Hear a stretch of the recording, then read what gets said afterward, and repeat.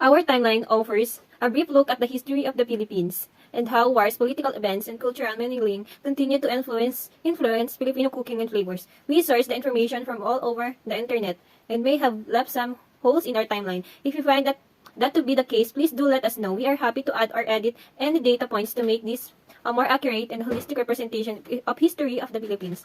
For more in-depth information on Filipino food culture, dive into Natasha's Ali website and podcast, Explore Filipino Kitchen. Ali's podcast references her experience with Filipino food history while also drawing on the expertise of writers such as Feliz Prudente Santa Maria, author of the Governor General's Kitchens, a written history of Filipino food. The more people there are who interested in the Philippine food, the more chefs there are that cook it, whether in an old-fashioned or a very contemporary way. The more desired this is for the original Philippine product. Once that happens, if that product can meet its market, then again, the ones who are raising the trees at the herbs and the resources for these materials will now be able to aim. A history of the Philippines in its food time. A timeline of the Philippines. A history of the food 3,400 BC.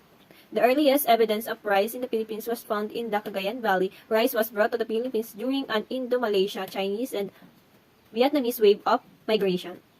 2nd century AD.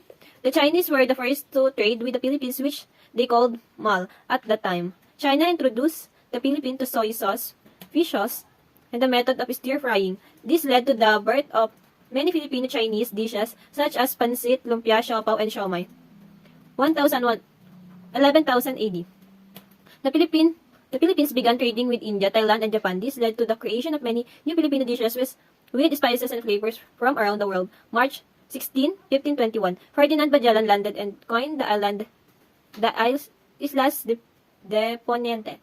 1542, Spanish explorer Roy Lopez de Villalobos renamed the island Filipinas after the King Philip II, who was prince at that time. 16th century, the Spanish introduced Filipinos who previously ate with their hands and banana leaves to cutlery.